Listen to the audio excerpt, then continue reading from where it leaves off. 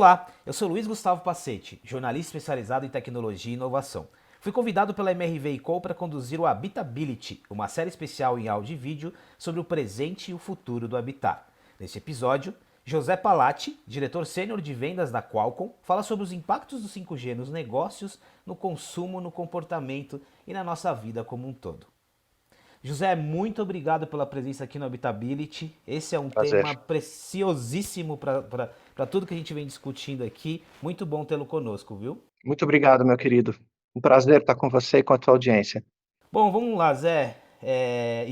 Já vou na intimidade aqui, Zé, para a gente seguir num papo super leve, descontraído, como é o Tranquilo. Habitability.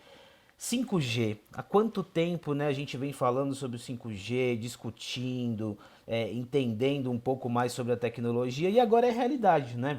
Várias capitais brasileiras já estão recebendo, testando a tecnologia. Começou por Brasília e temos um cronograma aí para se espalhar por todo o Brasil. Conta pra gente assim, o que é de fato o 5G, por que é tão importante discuti-lo nesse momento? Claro, que excelente pergunta, obrigado. 5G é a tecnologia móvel de quinta geração. É o novo padrão que sucede às redes 1G, 2G, 3G, 4G, porém ele é concebido para conectar praticamente tudo e todos, incluindo máquinas, objetos e dispositivos, enquanto as gerações anteriores não eram. Foram originalmente concebidas para conexão de voz. Essa tecnologia sem fio 5G, ela diferencia porque ela dá melhor velocidade de dados, ou seja, mais gigabits por segundo. Ela permite que dezenas ou centenas ou milhares, desculpa, de elementos sejam conectados simultaneamente, enquanto as gerações anteriores tinham certa limitação. E ela tem uma latência muito menor, que é do momento que você solicita uma coisa, um jogo, que você precisa que algo esteja disponível, e essa informação esteja de fato disponível para você. Isso tudo se traduz, no final das contas, ou seja, o que interessa no final das contas, é que isso traz uma nova experiência para o usuário. Ou seja, mais uniforme, com maior desempenho, maior eficiência, e ela permite que novas aplicações, novos casos de uso, novos negócios sejam oriundos em função dessa disponibilidade do recurso que outrora ele não existia. Nós gostamos de dizer que o 5G é a fibra sem fio, uma vez que você tem as velocidades e os benefícios da fibra ótica em algo que você pode transportar no bolso, no teu wearable, no teu smartwatch, no seu óculos de realidade aumentada estendida, no seu dispositivo dentro de um caminhão sendo transportado que você tem que localizar e ao mesmo tempo você tem que saber qual é o comportamento, se está esquentando demais lá dentro, se está esfriando, se a trepidação é muito grande. Então existe uma quantidade interessante, eu creio, de novos casos de uso que só são possíveis graças à existência dessa tecnologia.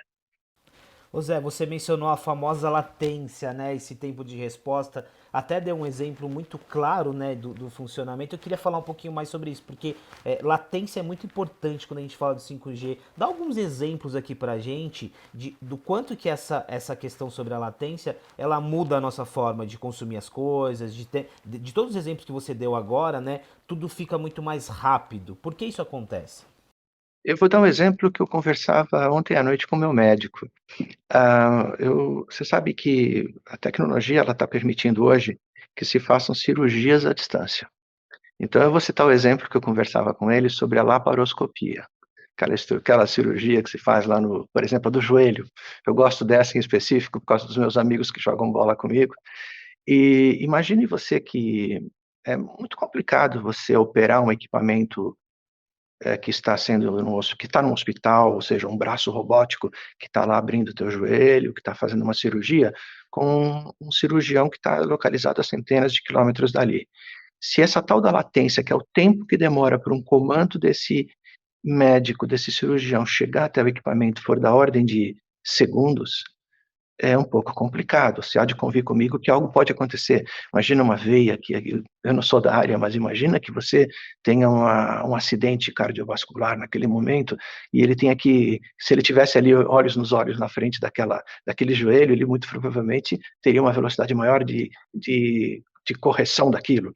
Então, eu gosto desse exemplo porque me daria muita segurança ouvir desse médico que ele demora somente alguns milissegundos para receber a mensagem, a imagem da câmera que está olhando a cirurgia, e que em outros milissegundos, se não microsegundos, ou que for de tempo mais curto possível, ele possa interagir com aquele equipamento e fazer o trabalho. Então, a latência, ela vai permitir a real sensação do que nós chamamos de, eu até vou usar um termo em inglês, mas você me permite, é o real time.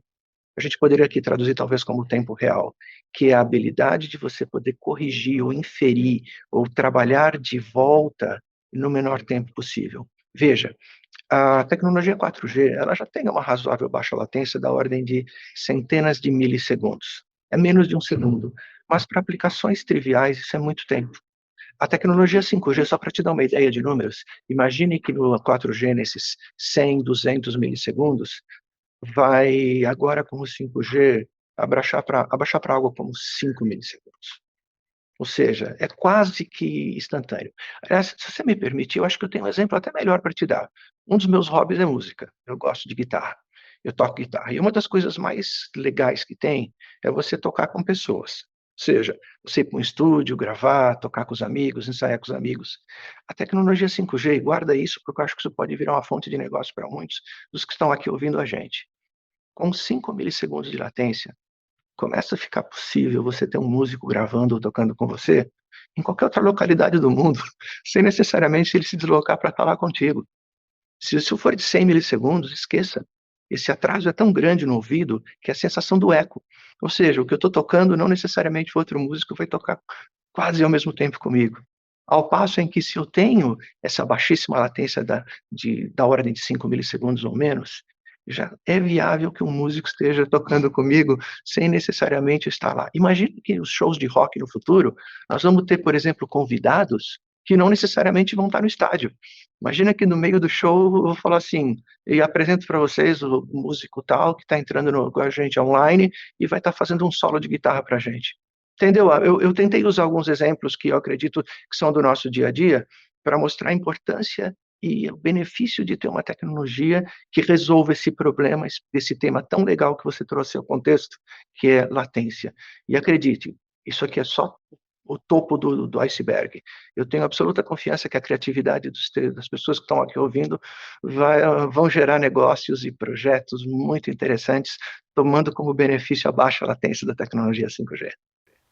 Ô Zé, os dois exemplos, eles deixam muito claro que quando a gente está falando de 5G, não é só essa transição, né? 4G, 5G, não é só uma discussão sobre se o meu smartphone é compatível ou não com 5G. Você deu dois exemplos que pegam, por exemplo, a saúde, que aí a gente muda o patamar até da nossa sociedade, né?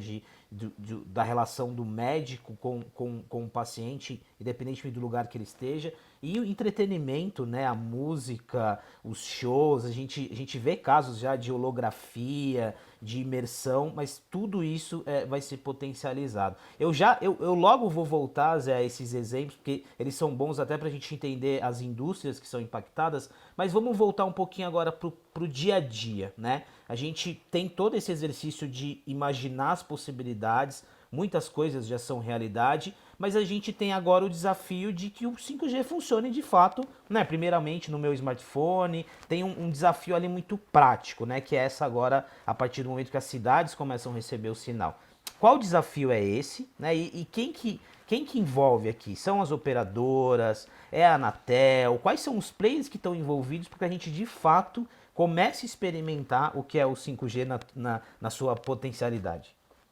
Claro, eu dividiria em três categorias. A primeira categoria é infraestrutura propriamente dito, que é a que envolve as regulamentações da Anatel, a que envolve a instalação das chamadas small cells ou das células do 5G que ficam localizadas nos postes, nos prédios e que vão dar conectividade propriamente dito, que envolve as operadoras, que vão ser os provedores ou os provedores de acesso à internet, que vão ser os reais provedores do serviço. Então, guarda essa categoria para depois eu falar um pouquinho dela de novo. A segunda categoria é, obviamente, da ponta, do terminal, que é o smartphone, que é o sensor de IoT, que é o óculos da realidade aumentada estendida, que é aquele robozinho que eu citei agora há pouco no exemplo da cirurgia de joelho. E tem uma terceira categoria, que é o provedor do conteúdo novo. E eu queria começar desse terceiro, se você me permitir, numa abordagem um pouco mais agora detalhada desses três atores desse teatro, dessa peça. Imagina o seguinte, hoje quando você tem o teu smartphone, eu queria falar nisso como um exemplo. Hoje, quando você tem o teu smartphone, você instala as aplicações no teu smartphone. Então você vai num, num provedor de conteúdo de aplicações, de acordo com o aparelho que você tem, o sistema operacional que você tem, e você faz o download de uma aplicação que roda no teu smartphone. Com a baixa latência que eu exemplifiquei agora há pouco, com a melhor velocidade de dados, o 5G vai permitir que o conteúdo não necessariamente tenha que estar no teu smartphone, que não necessariamente se instale a aplicação, porque a sensação de velocidade que ele vai te dar é tamanha que você vai poder ter essa aplicação instalada na nuvem. E o teu smartphone simplesmente vai ser uma tela mostrando essa aplicação. Veja, olha que delícia que vai ser você poder sair de casa de manhã e no meio do caminho para o teu serviço, você observar que você esqueceu o smartphone e não precisar voltar para casa para pegá-lo. Porque muito provavelmente no teu serviço você vai ter outros dispositivos, uma tela no vidro ou um outro smartphone que você vai se logar nele, vai se autenticar nele, as suas aplicações vão estar lá em cima virtualizadas na nuvem, disponíveis para você no aparelho. Então está claro, no terceiro dos três exemplos que eu citei dos atores, a importância de ter um novo conteúdo na nuvem, conteúdo este que não necessariamente mais tem que rodar no smartphone. Então, eu fecho aqui esse ator que se chama provedor de conteúdo ou provisão do conteúdo que faça uso da tecnologia 5G. O segundo ator daqueles que eu citei, eu estou indo de trás para frente, como você deve estar percebendo, é o dispositivo, o próprio smartphone. Os smartphones atuais, eles têm performance para fazer um monte de coisas, ou seja, eles têm uma câmera maravilhosa, que grava conteúdo de áudio, de vídeo, transmite, só que os smartphones do futuro, eles vão começar a ter outros benefícios, outras funcionalidades que vão além disso ou até substituem essas funcionalidades, que é o quê? Uma qualidade melhor de captura de imagem, inteligência artificial no dispositivo, para, por exemplo, eu poder saber que quando eu estou fazendo uma conferência como essa que eu estou falando com você, não tem ninguém olhando para a câmera e vendo informações ou telas que eu não quero que ninguém veja. Esse tipo de inteligência não necessariamente tem que estar lá na nuvem, vai ter que estar no dispositivo, porque a partir do instante que eu vou estar mais conectado, eu quero ter certeza do meu sigilo.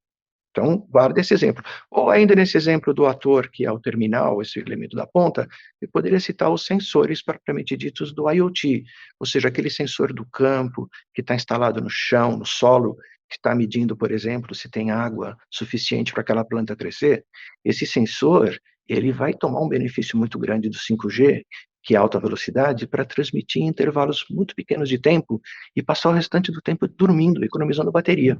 Então vamos pensar na seguinte coisa: se hoje eu tenho que observar o solo a cada um segundo, guarda esse número, a cada um segundo eu tenho que ver como está o solo em questão de umidade. Por exemplo, eu estou usando um número hipotético, mas se eu, para transmitir essa informação com 5G pela alta velocidade, eu demoro 1 milissegundo, ou seja, 1 milésimo de segundo, com a tecnologia 4G, mas com a tecnologia 5G eu demoro 1 décimo disso, ou seja, 100 microsegundos, está claro que eu tenho uma economia na razão de 10 para 1, de um em relação ao outro. Essa economia de tempo se traduz em economia da bateria que está ali dentro. Significa que eu tenho que trocar essa bateria menos vezes. Significa que se eu opero com energia solar, eu posso colocar um painel solar muito menor nesse sensor 5G. Ok? Então eu expliquei o elemento 2 e vamos para o elemento 1 da rede, propriamente dito que eu falei que são a infraestrutura, né, composta da operadora, do equipamento instalado nos postes. Imagina que nesse caso, como eu tenho mais velocidade, existe uma lei da física anunciada que diz que quanto mais rápidos são os dados, ou seja, quanto maior a velocidade dos dados, menor a distância que você consegue ter entre um elemento e outro para comunicar. Em outras palavras, não tem mágica. Para a gente aumentar a velocidade de dados no 5G, a distância entre essas small cells, essas células que têm a conectividade e o, e o terminal propriamente dito, ela diminui. Então, por isso que as redes 5G, você vê elas hoje instaladas em postes de luz. não necessariamente em cima de um prédio ou a unidades de quilômetros. E esse aumento de elementos para você poder manter essa velocidade e manter os benefícios da rede 5G comparado com 4G, ela gera alguns inconvenientes de instalação. Então, é óbvio que traz o benefício de toda essa velocidade que eu falei, de toda essa baixa latência. Então, esses 3 ingredientes, ou esses 3 atores, eles são os que têm que ser trabalhados nas suas peculiaridades, observando os seus benefícios, mas observando os impactos que eles causam. Então, se você me permite alguns exemplos para você dos cuidados da Qualcomm nesses 3 contextos. Quando nós falamos no contexto lá da aplicação que roda na nuvem agora, é muito importante que o terminal, ou smartphone, ou computador conectado, eles possam ter, de novo, absorver essa menor latência possível com que os dados tenham que ser transmitidos, porque afinal de contas nós não queremos que o usuário de um computador ou de um smartphone, que agora vão rodar as coisas na nuvem, tenha uma sensação de piora na performance. Então isso nos faz cuidar mais do desenvolvimento dos nossos chips que vão dentro desses dispositivos. Então, imagine você que um computador hoje que roda com chips da Qualcomm ou um smartphone 5G, não pode dar a sensação de que, por ter mais performance de processamento, a bateria durou metade, porque o exemplo que eu citei do sensor agora há pouco, ele não é a realidade, ou não defende a situação de uma pessoa que está rodando um game no smartphone. Veja, você sabe que quando você tem performance para rodar um jogo que está virtualizado lá na nuvem no teu smartphone, você obviamente quer fazer uso disso e não quer a sensação de que se outrora a bateria durava 8 horas e agora vai durar 4 horas, você perdeu um feature. Então isso é um desafio tecnológico imenso para a gente. E do ponto de vista lá do primeiro elemento que acabou virando o último nessa minha virada de 3 para 1 aqui, a gente tem que observar que essas redes que vão ser instaladas nos postes, que sejam instaladas no topo dos prédios também, ou nas proximidades da região onde tem a conectividade, elas sejam funcionais 24 horas por dia, 7 dias por semana, e elas conversem entre si agora com mais elementos conectados. Veja, se você me permite um comentário bem prático que acontece nos dias de hoje, nós estamos colocando microcélulas 5G nas luminárias de rua. Então imagine você que o poste de rua, ele já tem eletricidade por causa da luz que tem que, funcionar ali naquele poste. Então nós estamos colocando também a microcélula 5G ali. Oferece todos os benefícios que eu te falei agora, mas oferece também um desafio tecnológico, que é fazer com que todas essas unidades trabalhem sincronizadas. Você veja, você está saindo de um poste, andando em direção ao outro, e o sinal tem que se comutar de um para outro, esse handover, de um para outro, de uma forma muito mais constante do que acontece quando você está hoje no 4G numa estrada, que você troca dessa tal de microcélula a cada quilômetro ou cada X quilômetros. Agora é na casa dos centenas de metros, e no futuro vai ser na casa das dezenas de metros. Então eu espero com isso ter podido te dar uma ideia desses desafios.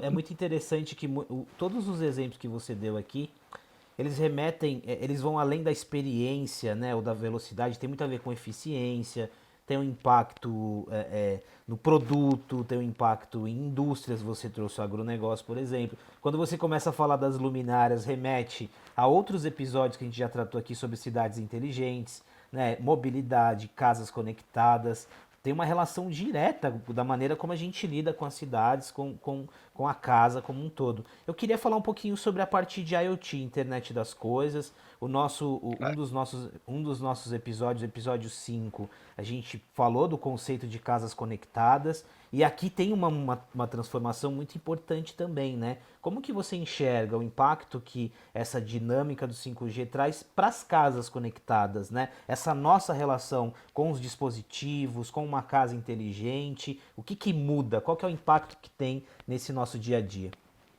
Eu diria que são duas vertentes de impacto, que são respectivamente segurança e conforto. Deixa eu desenvolver um pouquinho em cima disso para você. Tá claro para você que hoje o IoT residencial, ele ele traz conforto de uma maneira geral, uma vez que você tem um assistente de voz que faz coisas por você ou que te facilita a vida na tomada de ações. E penso estar claro também para você e para os que estão nos ouvindo e nos assistindo, que a segurança é outro aspecto fundamental que justifica o IoT. As câmeras de segurança, ou coisas tais, ou sensores que vão me dizer que algo está acontecendo na minha casa, eu estando ou não estando na minha casa.